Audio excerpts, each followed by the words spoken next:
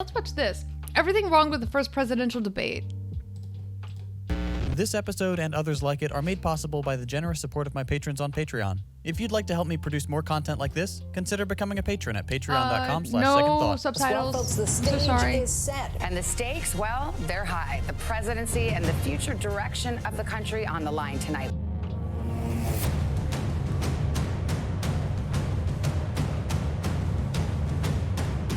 The president is really someone who's going to make this in some ways a brawl. He's looking for a street fight. So there are people in the Trump campaign who feel that he is confident and that he will do a good job here. The Biden camp has had a more traditional preparation. In some ways, Judy, you could say Joe Biden has prepared for this moment since 1987, the first time he ran for president. We will be coming back to you after the debate. Right now, as you see, debate moderator Chris Wallace about to introduce the candidates. Let's go to Cleveland now as this debate gets underway. Good evening. I'm Chris Wallace of Fox News, and I welcome you to the first of the 2020 presidential debates. He has never done a as single you might thing. know, but probably does. Gentlemen, you realize if you're both speaking at the same time. And it's too expensive. Joe, you're the liar. Something wild. Last in your class, not first in your class. Back to court. We have I'm not going to give a list. Rid of the individual man. Radical left. Will you shut up, man? This is so unprecedented. Absolutely. Folks, do you have any idea what this clown's doing? Chris, that was the debating worst him, part not of me. Obama. Let me ask my question. Well, I'll ask Joe. President, I'm the moderator of this debate. All he knows how to do is hurt. Tuesday. Go take a look. You would have been much President, later, Joe. Mr. President, much later. Mr. President. You're talking about 2 million people. You're not Mr. President, as the moderator. 47 years you've done nothing. Let's have this. I want to move on to another subject. got to respond. But those states are not doing well. Let me tell you. I understand all of that. I understand all of that. But I'm the one that brought back football. You were a senator. And You're the worst president America has ever had. Hey, Come Joe, on. Ukraine. No, sir. With $1 billion, if you... It's hard to get any word in with this clown. It is absolutely you know what, not stop. true. You're going to have... True. Gentlemen, President Trump, Vice President Biden, it's been an interesting hour and a half. I want to thank you both for participating in the first of... Well, I don't know what we expected. On September 29th, 2020, over 73 million people tuned into the first presidential debate between former reality TV star and real estate fraud Donald J. Trump and sundowning moderate Republican Joseph R. Biden. If you can't already tell, I'm going to make fun of and criticize both candidates. If that's not your thing, I understand. Feel free to drop a thumbs down and go watch something else. For those who stick around, we have some very important things to discuss. In this episode, we're going to take a brief look at the complete failure of the first presidential debate, the insufficiency of the two men running for president, and the current state of American politics. Let's start with the format itself. In my humble opinion, debate is a terrible format. In theory, debate is about pitting ideas against each other, and by the end of the event, if both debaters were equally competent, the more valid ideas should have emerged victorious. I think we all know that's not how it works in practice. In politics, it's not the ideas battling it out. It's the people wielding those ideas as political weapons. The ideas themselves hold little to no weight. It simply comes down to which debater is a better snake oil salesman. Take Ted Cruz, for example.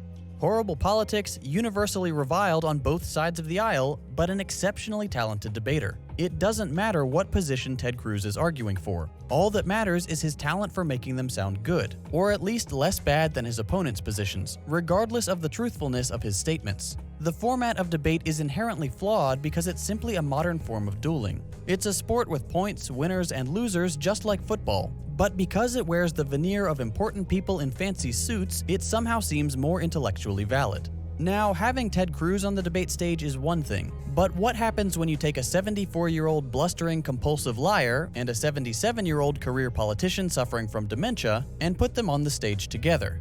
You get this. Did you use the word smart?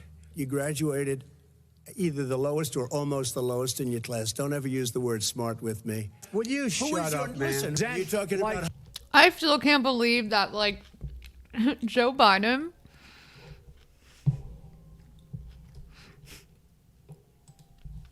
Does anybody remember Joe Biden's rebuttal to Donald Trump telling him that he is not smart? If anybody told me that I'm not smart, I tell them to go fuck themselves, all right? Because obviously, you are just trying to hit somebody where it hurts. Hit somebody where it hurts. All right?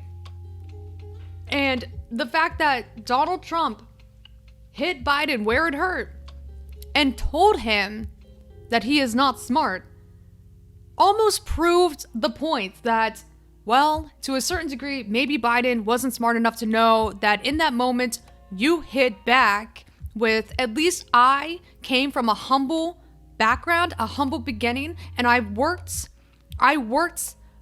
my way into the position of power, and that was all on me. Now, what I did during my 50 year in office, I'm going to try to shy away from that, but I wasn't born with a silver spoon. I came from a working class background. I didn't have my daddy give me anything and everything possible so that I had the pathway to succeed in the way that you did. I literally came from nothing. I had to work for everything that I have. But the fact that even in that moment, Joe Biden failed to even rebuke in any fashion just goes to show that, well, maybe Joe Biden could have done that a few years ago, but he is definitely in a cognitive decline, or a state of cognitive decline, I would say. Was Biden's family lawyers? No.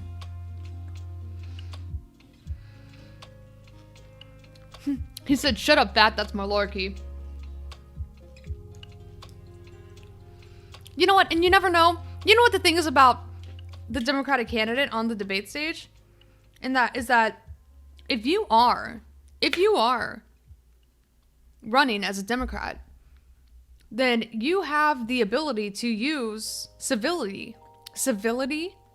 and decorum to your advantage. So if you don't have the capacity to clap back, right? And I think in this case, Joe Biden does not have the capacity. He is not, I don't think that he has the cognitive functioning left to be able to deliver a witty comeback.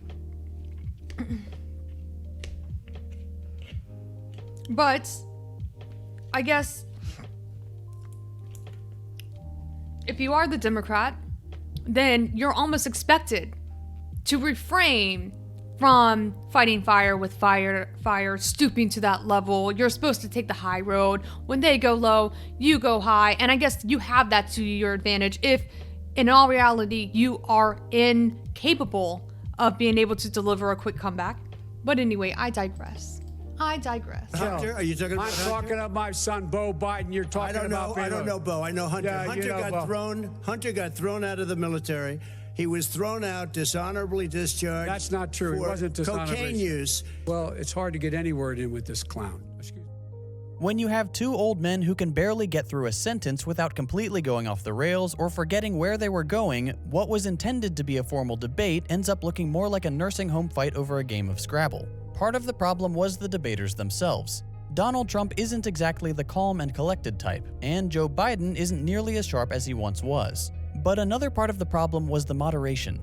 I know I said debate is a terrible format, but I don't see them switching to my preferred format of rap battles anytime soon, so we at least need to talk about keeping the debate moving. Enter the moderator. The poor fool chosen for this particular train wreck was Fox News' Chris Wallace. Now, let's think for a moment. When the people putting this event together were deciding on a moderator, who could they have possibly chosen? All of the mainstream networks, except Fox of course, are fake news according to Trump, so they couldn't pick an anchor from anyone besides Fox without Trump claiming the whole thing was rigged. They couldn't go with an international anchor because a Spanish-speaking network host would seem like a snub, and to Trump, any European personality would be a socialist. If they're stuck with Fox, they at least need to seem somewhat impartial and pick the anchor. Could you imagine having to put this much thought in your selection of a moderator to cater to the president in this fashion? Rush Limbaugh should have hosted the debate. Well, here's the interesting thing. Even if you did have Rachel Maddow, right? Who we know would have done her damnedest to come across as unbiased, indifferent, impartial, right? She would have taken that. She would have most likely taken that role. And I would say that the committee tasked with putting these debates together knew that had they gone with Rachel Maddow in this first debate, Donald Trump would have likely preemptively said that he is fearful that it will be rigged because, of course, he associates MSNBC with fake news. Rush Limbaugh, however, would 100% cater to Donald Trump on the debate stage. It would be like 2-on-1. It would get to a place where it would be Trump and Limbaugh versus Joe Biden. That's not me speaking out of turn here. It is that Rush Limbaugh has marketed and branded himself as a far-right pundit. And so you would absolutely not be able to, count on Rush Limbaugh taking that position of maintaining impartiality as a presidential debate moderator, right? Even though Trump would have loved that, and he wouldn't have taken an issue with it, of course. It's just outside of the possibility here, right? Thank you, Jaw. 1982 for the follow. Anchor most critical of the president. That's how we got Chris Wallace. He's made a few statements critical of Trump in the past, and that's enough to make him an acceptable moderator to both parties. Great, problem solved. Well, except... That's the end of the segment. We're moving on. He didn't take them. Well, Vice President, no. Can I be honest? It's a very important Try to be question. honest. He stood up. No, he stood up, the answer to and the he question is no. Ukraine. No, sir. With $1 billion, if you that get rid of is the absolutely you know what, you're, not stop. true. You're doing it. You're going to Not have tape. True. Gentlemen. I hate to raise Chris, my voice, he's but I on see it seems tape. to be, why shouldn't I be different than the two of you? So here's the deal. Not only could Wallace not control the debaters, his status as a Fox News anchor failed to protect him from the claim that he's biased against Trump. There was no way that a debate could have succeeded. The only thing the organizers can do for future events is to give the moderator control over the candidates' mics. They're going to interrupt each other. As we saw in this debate, Trump is entirely incapable of keeping his mouth shut. And Biden was guilty of cutting in every once in a while too. By giving the moderator the ability to mute the person not speaking, we'd at least get uninterrupted sentences. Whether those sentences are truthful or make any sense is another matter entirely. Let's talk very briefly about truthfulness. Both candidates told outright lies during the debate. Look, I get it. You have to make yourself look good and make the other person look bad. I've already gone over my problems with debate as a format. But if we can't get a reasonable amount of truthful information out of either candidate, what is the point of listening to them speak at all? If they're just going to lie or bend the truth to the point of breaking, why even have the debates? I'll give you a hint. According to a pre-debate poll, only 6% of people were planning on watching it because they hadn't yet decided how they're going to vote. If 94% of people watching the event have already made up their minds, the debate isn't for education. It's a sports game. The first big red versus blue slugfest of the election cycle. The vast majority of people tuned in because they wanted to see their guy beat up the other guy. American voters care less and less about truthfulness with each passing year. The Republicans expect Trump to lie just to get under Biden's skin, and they love it. That makes him smart. The Democrats expect Biden to bend the truth to compete with Trump and make him look bad. That makes Biden tactical, and he's only doing it until Trump is out of office, of course.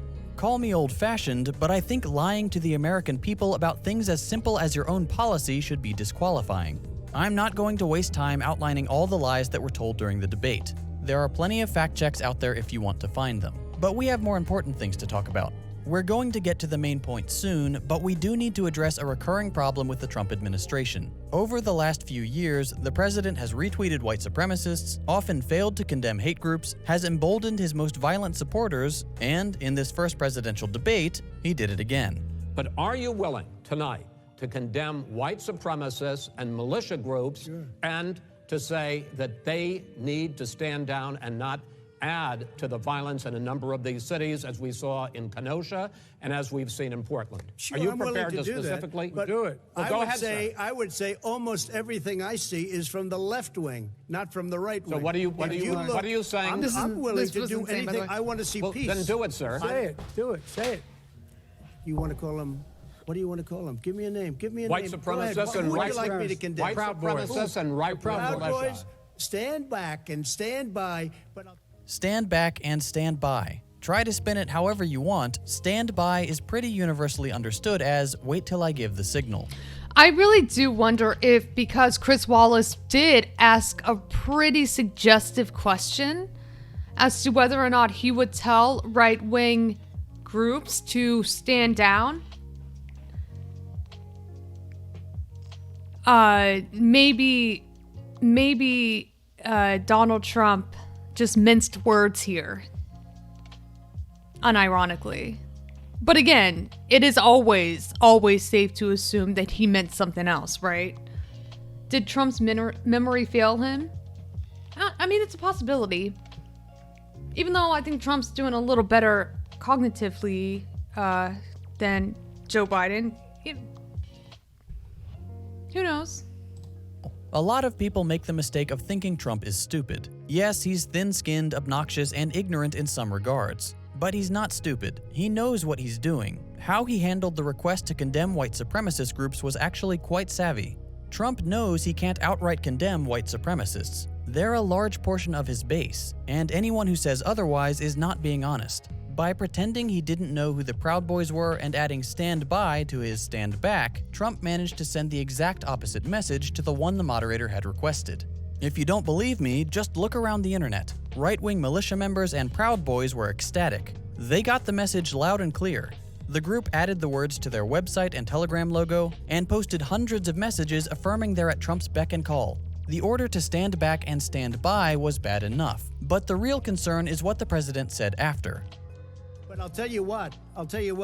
Somebody's got to do something about Antifa and the left, because this is not a right-wing problem. This is a left-wing. This is a left-wing problem.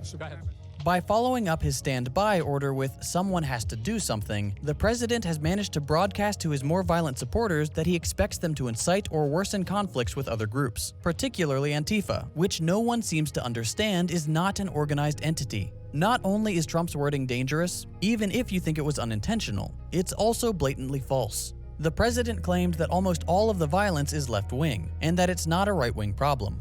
Here's the thing. The data clearly shows, and Trump's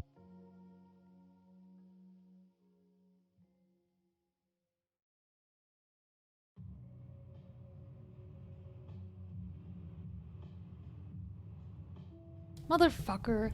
Even Joe Biden tried to make that distinction on the debate stage, that Antifa is not an organized structure and this is not a structured organization in the same way that the Proud Boys are, right? Even Joe Biden tried to bring this up. That's all I was going to say. Sorry, it was muted. Bye. Trump's own FBI director Muted has C3. said that Muted white C3. supremacists and far-right extremists have been responsible Always. for the vast majority of political violence in recent years. You can wish people would get along all you want, but the truth is that there is violence happening in America, and most of it is inspired by far-right extremism, and the tiny percentage that isn't is in response to far-right extremism. That's the thing people don't seem to understand. Every time there has been an anti-fascist movement in history, it's been in response to fascist agitation and violence. Get rid of the fascists and the anti-fascists go away. They have no reason to exist other than to fight encroaching fascism. This brings us to the main point. During the debate, there was a whole lot of interrupting and lying, not much substance, and overall just a really depressing spectacle that laid bare the rot within American politics. The whole point of these debates has devolved into a perverse popularity contest where no one will change their minds and viewers just want their candidate to seem less awful than the other guy. Besides being unpleasant to watch, the more important takeaway is that neither candidate represents the will of the majority of Americans. Donald Trump is a reactionary who panders to a shrinking crowd of bigots and the ultra-wealthy. Joe Biden shouldn't even be considered a Democrat, trying harder to win over the mythical moderate Republican voter than the progressive wing of his own party, which is quickly becoming the largest Democratic voter base. 88% of Democrats support Medicare for all. 85% support a wealth tax and a Green New Deal. 75% support student loan cancellation. Joe Biden doesn't support a single one of these policies, or for that matter, a single policy that could be considered progressive. The best he can offer is a temporary respite from the horror show of modern Republican leadership, and maybe the rolling back of some Trump-era regulations. Nice. So what he's talking about, temporary respite, Joe Biden did say that he was in favor he was in favor of offering COVID-19 treatment free at the cost of treatment. Or wait, what is it? Fuck it, I fucked it up. Free at the point of service. I fucked that one up. I'm sorry. Hey, smartass. So, whenever the narrator says, hold on.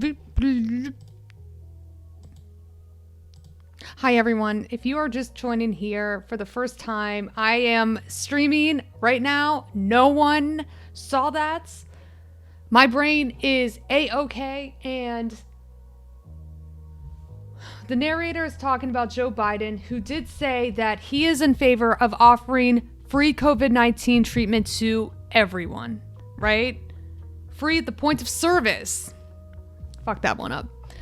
So that nobody would have to be financially burdened in the event that they contracted COVID-19, right? That is one thing that Biden has stood rather firmly in terms of policy positions, in the way that he would have responded to COVID-19 had he had been the president. In addition to a few other things, that is notably one of his better positions. All right, everyone, thank you for playing along. Thank you for making me feel better. Thank you so much. I would rather fight a corporate than a fascist any day of the week. Unfortunately, we are all reaching that decision. We are all reaching that decision at this point. I think that a lot of us are conceding to this two-party system that is forcing us to choose between Joe Biden or Donald Trump as the two viable candidates in this presidential race. And that is not fair to anyone. That is not fair to anyone. But it's the current conditions of this electoral cycle, this election cycle, and nobody wants to be in this position. Nobody wants to have to vote for Joe Biden, in this community at least, if you have decided that you will be voting for Joe Biden, right?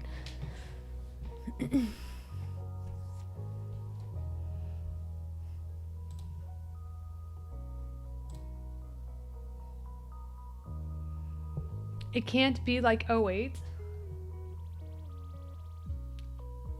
Has anyone ever experienced like a tingling? This is kind of scary. I'm freaking y'all out and I apologize. But has anyone ever experienced like almost like a burning tingling sensation at the top of your dome? Do you think people still being Bernie or bust is stupid? I never thought people being Bernie or bust was stupid. Yeah? It's a high level ideas? I don't know if it's allergy induced inflammation. Amy and changing her to her. No, I think that it's allergy induced inflammation. Congestion. I think that it's congestion. Any shortness of breath? Yes, I do have shortness of breath, but also I have allergies, and allergies are acting up. They're running rampant. Not so much here in Los Angeles, even though I can still feel them. I've had tingling, but not burning.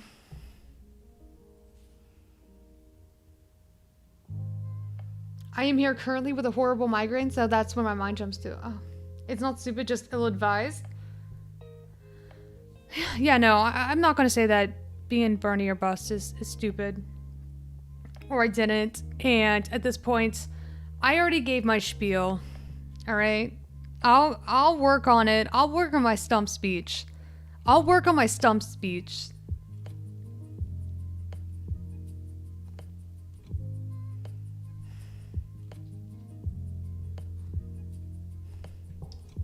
don't have Rona, okay? Stop. I'm trying to... Nah, top of head is spiritual.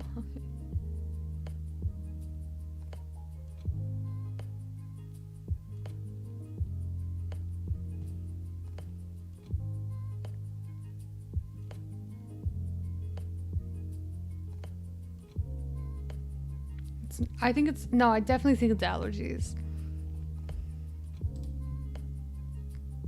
Does it feel like when your foot falls asleep and it starts to wake up? No.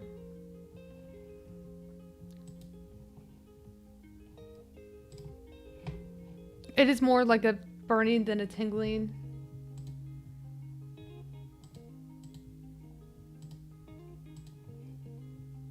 Anyway, okay, let's get back to this. Hot flashes? No. Choosing Biden as the nominee, the DNC has made it painfully apparent that they are not the party of progress, but of damage control. Their only selling point is, we'll make it how it was before Trump. The problem with that mindset is that the Democrats will become more and more right-wing with each subsequent Republican president. By trying and failing to claw back some perceived sense of normalcy, they allow Republicans to set the pace. They'll surge ahead with their increasingly far-right goals with each administration, and the Democrats will just try to get back to a vision of the good old days that never existed in the first place, being forced to run less and less progressive candidates so that they can be the, quote, moderate option. This will continue until we have an ultra-nationalist Republican Party, and the Democrats have been dragged so far to the right that we no longer have any left-wing electoral opposition. Some would argue that we've already reached that point, and that may be the case. Regardless, the problem is clear. The American people are not represented by either party. No amount of presidential debate can disguise the fact that this nation is floundering.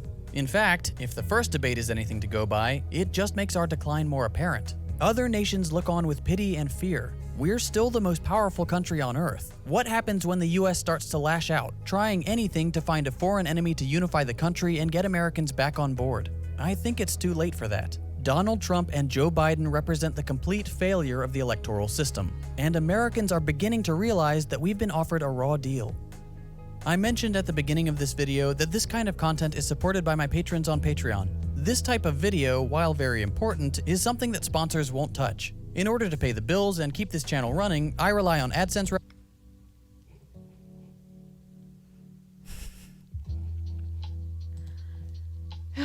Just casually going through an ad, cool.